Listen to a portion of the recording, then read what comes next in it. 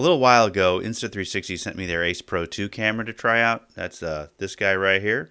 I did an unboxing. I took it on a weekend-long bike adventure, and when it was all said and done, I kind of realized I was only using about maybe 10% of its capabilities, because really I just shoot the video and move on. But there's a whole bunch of other video modes on this camera that I just never try. So I thought in this video it might be fun to go through each one of these modes, learn how each works, and give an example of what the camera does in each one of these different modes. I'm going to do this as me, just an average user who's not really an expert photographer or videographer. You know, I don't know all the ins and outs of all the minutia that you can do with this particular camera.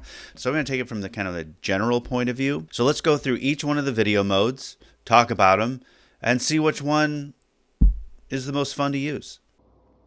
Okay, this first mode is video mode. I mean, this is what you use when you take the camera right out of the box. You just turn the camera on, you start recording your ride or whatever activity you happen to be doing. Now, one interesting thing about these video modes is they all have different fields of view available. There's 5 different fields of view and 2 horizon lock settings that you can pick from. Now, not every camera mode can do all of these fields of view, and you'll figure out which fields of view are available based on whichever camera mode you happen to be working with. But the video mode, you have all of the fields of view available. It's the same with camera mode. So what I've done is I've taken kind of a picture of each of the fields of view so you can kind of see the differences. So this first one is just action. You can see that the screen is, the field is pretty wide.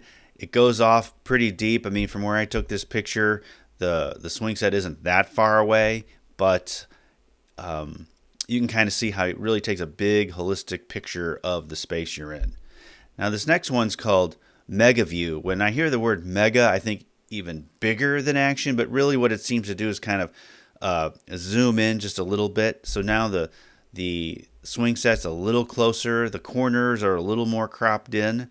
So this is the vision that you have with Mega. So Insta360 gives you some suggestions on which field of view might work better for the activity you're performing, but really it's just kind of like personal preference in the end. This next one is ultra wide, which you would think would be even bigger, but if you notice when we move to ultra wide, the center of the screen kind of dimples in. At least that's the effect I'm seeing. And it's kind of unusual, especially when you kind of quickly bounce back to Mega View. You can kind of see how the screen bounces back and forth. So ultra wide, to me, I don't know, it may have its place. I haven't found it yet.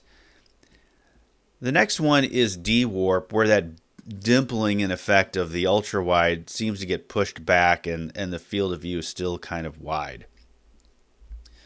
Finally, we have linear, where I interpret linear as just kind of like your straight camera, no fancy bubble effect or fisheye effect or anything like that, just kind of a straight shot. I use linear a lot, and I used action a lot. Those are the 2 field of views I use the most. Okay, now I talked about horizon locks. There's 2 horizon lock settings you can pick from, so I'm going to let myself babble on about the horizon locks in a second, so let's just go ahead and listen to me try and make some sense of everything. Okay, I'm going to test the 45-degree lock. I'm sitting my camera on top of my phone with a rudimentary level. So right now it's about 0%. So now we're going to start tilting. 5%, 11%, 16, 22%, 25, 28, 30, 35, 30, 41, 48, and 47, and then we're kind of off the deep end here. This is a 360-degree level lock, so we're just going to twist the phone around. We're doing it in a circle. Now it's upside down, spinning it back around, and level again. So, did the view change at all? The next mode is PureVideo. I think of it as the mode you use when you're shooting at night, so things just look a little brighter. You can see in this first shot that I took, it's really just a patio using the regular video mode, nothing out of the ordinary, and it looks kind of dark. I mean, you can still see things with the lights, but it's still kind of dark. Then when we turn on PureVideo, it almost looks like the sun came out. I mean, everything that was dark is much brighter. Like I focused on the bricks in the bush; those things to really seem to jump out. So that's pretty cool. So when I want to shoot at night, I'll turn on PureVideo mode just to kind of get the best video that I think I can get. This next mode is called FreeFrame video. Now, I really like FreeFrame video because what it does is it uses the whole sensor of the camera. So you can actually choose later if you want to have your aspect ratio be 16:9 or 9:16 or something completely different. And no matter which you pick, you'll get a nice clean shot of the video that you are shooting. So here's an example. You can see in this particular video, it's in FreeFrame mode, and it's a nice shot on a gondola, pretty cool. Now, and this is in 16:9 ratio. Now in this next spot, it moves to 9:16, something you might use for social media. And you can see it uses the whole screen and no edits, nothing. It looks pretty good, just like this. So for a side-by-side, I did a comparison of what it would look like, what these two shots would look like if I tried to do the same thing but using just video. So this first shot right here, it's still on the gondola, but and it's in a 16:9 ratio, and it looks pretty normal. As we move along into the 9:16 style that you would use for social media, you can see that what Insta360 does, and this is using Insta360's editor, you just pick the different aspect ratio. It takes the 16:9 shot, shrinks it down, and puts kind of some blurry images on top and bottom, which is really just your footage but zoomed in to kind of give you a full screen effect. But it's not the same as if you're using the FreeFrame mode. So I really like FreeFrame mode for my shots. Just gives me more options. Okay, TimeShift is basically if you want to walk through an area and have everything speed up around you, that's what TimeShift mode does for you. So you can see I'm walking through the park here, and I'm walking through and everybody's kind of zipping around me, and it just kind of gives some pretty cool effects. If you were walking down a city street, it might even look even better. I was hoping there'd be more people out here, but there wasn't, so, you make do.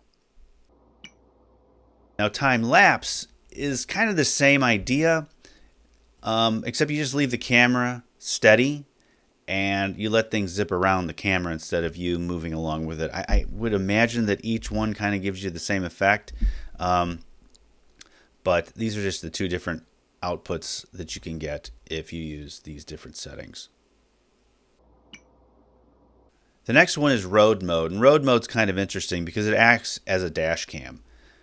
What you do when you set up road mode is you pick the amount of space on the SD card you want to use for this effect. So in my example, I picked 5 gigabytes. So that just basically means that as your video records, it creates a bunch of smaller files, and as the size of the files gets closer and closer to 5 gigabytes, or actually when it hits 5 gigabytes, that's when the camera starts deleting the older files. So you always have 5 gigabytes of fresh space. And you have to remember, if you see something you want to keep, you have to stop the camera and restart it. Loop mode is a lot like road mode. The difference is how the packets of information are recorded. Road mode captures based on space on the card. Loop mode captures based on time.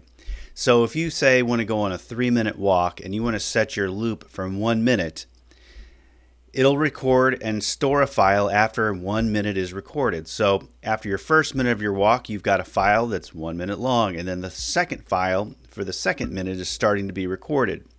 Now, when that second minute completes, the first minute gets deleted and the second minute remains, and you're starting on your third minute. So when the third minute completes, then the second minute file gets deleted and you're left with the third minute. So it sounds kind of clunky, but it actually makes sense when you look at and see how the files actually are created and disappear. If you see something that you want to keep and you stop recording, say in the middle of the 3rd minute, well then the 2nd minute file remains, and the 3rd minute file, maybe you only recorded 30 seconds of that 3rd minute, also remains. The oldest file only gets deleted when it's ready to be replaced by a new 1-minute file. This might be kind of useful for somebody like me if I like to record while I'm on my bike. Sometimes something happens and I'm not ready to hit the record button. So what will happen is if I have it on loop mode, I won't miss it. Now the trick is if I see something cool happen, I need to remember to stop the camera, or else it could potentially get overwritten, and I don't want that to happen. Okay, slow motion. It's exactly what you think it is. You record yourself in slow motion. With this video right here, in this mode, the camera takes the video and turns it into slow motion for you. Now I know that some people like to do the slow motion on their own in post-production, so they might use the same settings, but they'll just use it in video mode at like say 4K 120 frames per second, and then slow it down in post-production on their own. Now also with the resolution comes frame rate limitations. So you can't do 240 frames per second in 4K, but you can do 240 frames per second in 1080p. So you just kind of have to pick and choose which one you want. Starlapse mode is the mode you use if you want to record the night sky. So you just set your camera up outside, aim it up, start it, and it'll just start taking pictures all night long. So you just go inside, go to bed, come out in the morning, turn it off, and when you turn it off, then it takes the video and compresses it down into something that you can watch. Now when you use the Insta360 editor, you can get different types of images of the night sky that you captured. So like this first one I have here is a star trail, where you can see the stars move, but they kind of create like a circular effect because, you know, we're spinning. The other mode is more like a time lapse of the night sky, and you can see how things change. And in the mornings, you can see how the clouds start to move in, then you can see the sun. It's actually a pretty cool video. I'm pretty happy that I caught this one. Now burst photo mode is a mode where when you hit the record button, it'll take a whole series of pictures really quickly. So, you know, if you want to catch your dog jumping through the air, or maybe some sort of sports action shot, you might use this mode if you're looking for just a picture. So you can look at all the photos and find one that really works for you. So here's me taking a swipe at a wiffle ball, and I'm trying to find out what might be a good picture out of here because I'm just not doing real well today. And then, here's a good one right here. Interval mode allows you to automatically take a picture every, say, 3 seconds for some period of time. That 3 seconds is customizable. The period of time is customizable. I think of this as a way to do a time lapse, but on your own terms. So you can take the pictures, put it into a video editor, maybe do some color magic on the pictures themselves, and then put them together or stitch them together into a time lapse. Now I am not that good, so I just stick with time lapse mode. But there are people out there who are a lot better at this than I am who might do that. Now finally we get to photo mode. If you want to use your action camera as a regular old camera, I want to take pictures. Now you can certainly do that. I tried taking pictures just like this, and I found that this record button is too stiff to really get dependable pictures because the camera seems to shake a little bit. There is a button on the screen that you can press, but again, you have to press the camera. It's not very sensitive, so you get some iffy pictures. Now again, like, I am not a professional photographer, and I know that there's features on this camera that are fairly advanced, but I haven't gotten there yet. I'm just thinking of it like if I just want to take a picture with this camera, it's a little clunky. Now I was able to get a couple of good shots, but again, it's just, you know, nothing any better or worse than my cell phone could do. And, you know, I'm going to take pictures with my cell phone before I use this. However, Insta360 has come out with this Explorer rig where you can put your camera into it and you have a better grip, and there's a button that you can press that makes the taking of the picture much steadier and much easier to do. Now this rig costs upwards of $80, which is pretty steep. So I kind of think that, you know, if you want to take pictures with this, $80 is a little cheaper than a DSLR camera, but if you're serious, maybe you're getting the DSLR anyway. So I had a pretty good time trying out these different camera modes, and I really still think that FreeFrame video for me is the most fun because it gives me tons of flexibility on the kind of footage that I can capture. Now, one thing I want to inject in here really quick is Insta360 is running an October Prime special. So between now and the 17th of October of 2025, you can get the single battery version of this camera with a 10% discount. They'll also throw in a 256 gigabyte SD card. So that's a pretty good deal. So when it's all said and done, I've had a pretty good time with this camera. I've enjoyed learning how it works, and I look forward to using it more often. So on that note, thanks for watching, and I'll see you in the next video.